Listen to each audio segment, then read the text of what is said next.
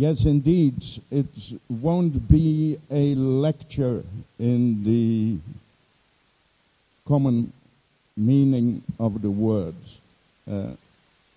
I don't have the idea that I could teach you valid things without having a permanent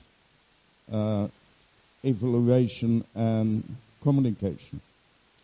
So therefore, after having discussion with our friends over here from the city, we decided to change the thing completely and to start with all kind of practical experiences from both Linda and me. We both are coming from the practice.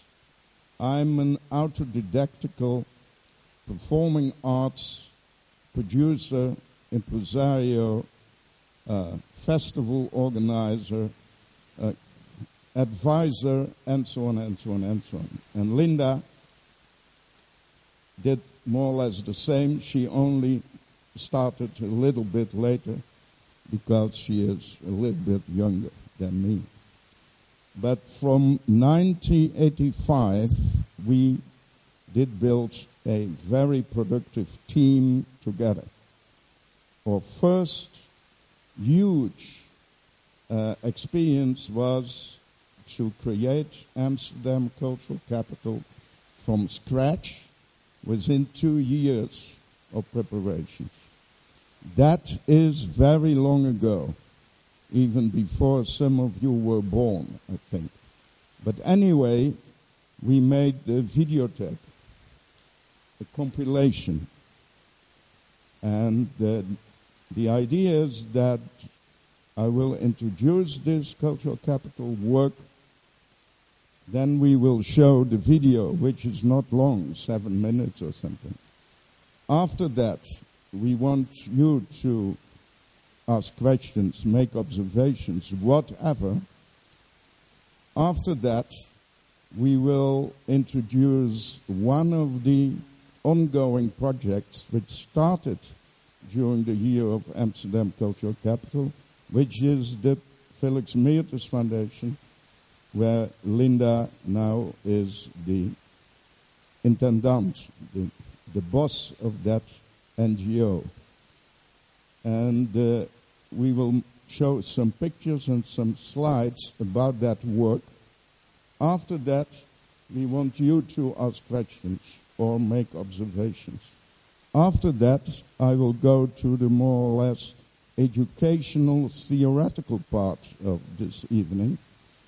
I will show some slides of the workshop we will have tomorrow. Only those slides who could be valid as well for the city council, as well for interested persons, as well as for cultural entrepreneurs, something which is universal nowadays in Europe for everybody who works in the practice of cultural organizations. Yes, fine with you? Yes, say yes. Thank you. So first, a very condensed introduction to this European Cultural Capital 1987. Few points, and then the movie, and then questions.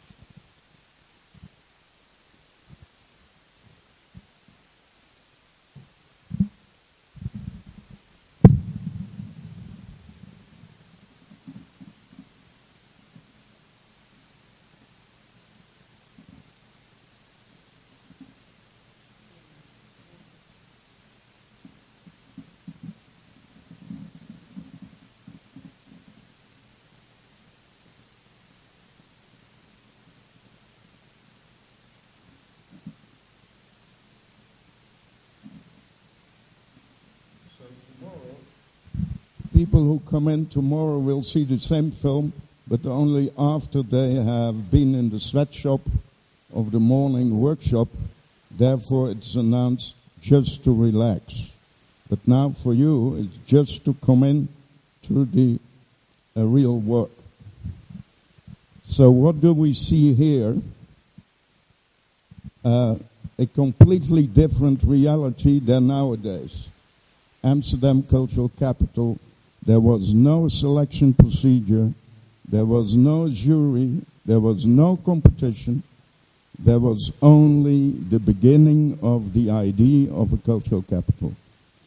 It all started in 1983, where Melina Mercouri, the at that time very famous movie star, and at the same time the first Minister of Culture of the socialist newly elected government of Greece, launched the idea to have such an event.